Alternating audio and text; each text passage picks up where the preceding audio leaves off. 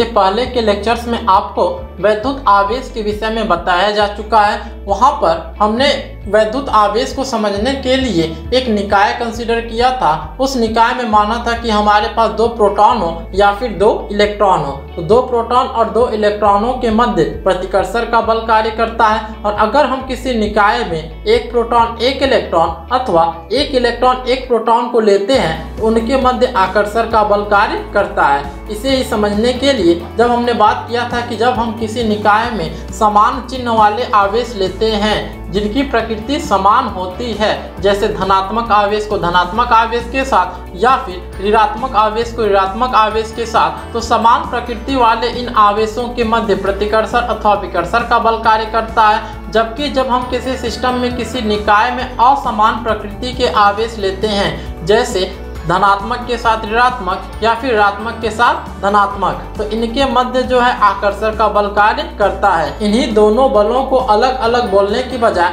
हम सीधे बोलते थे स्थिर वैद्युत बल या फिर कूलम्बियन बल। अब आप सोच रहे होंगे कि जो पहले ही बताया जा चुका है वो फिर आज हम क्यों बता रहे हैं। यहाँ पर फिर से आपको यह इसलिए बताया जा रहा है ताकि इस वीडियो को समझने में आपको कोई भी समस्या न आए। हम ये तो जानते हैं कि आवेशों के मध्य प्रतिकर्षण अथवा आकर्षण का बल कार्य करता है, या फिर हम सीधे कह देते हैं कि स्थिर वैद्युत बल या कूलम्बियन बल कार्य करता है। ठीक, ये तो जानकारी हमें पहले की वीडियो से ही प्राप्त हो चुकी है। पर क्या आपने कभी सोचा है कि यह जो बल कार्य करता है उसका मान होगा कितना? आज के इस वीडियो में हमें इन्हीं सब चीज़ों के बारे में जानकारी प्राप्त करना है कि आवेशों के मध्य जो बल कार्य करता है उस बल का मान क्या होगा, लगने वाले बल की दिशा क्या होगी।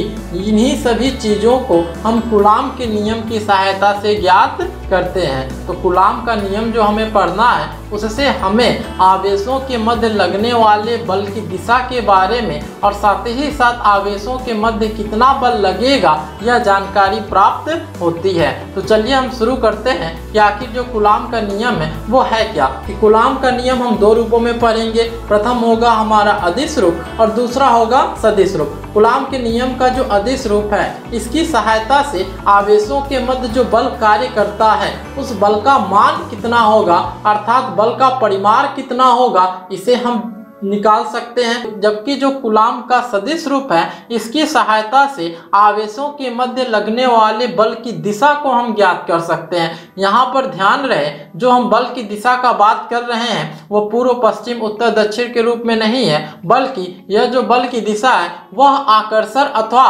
प्रतिकर्षण बल के रूप में हमें प्राप्त होगी। बल की दिशा में हमें यह प्राप्त होगा आकर्षण बल किस तरफ कार्य कर रहा है अथवा प्रतिकर्षण बल किस तरफ कार्य कर रहा है।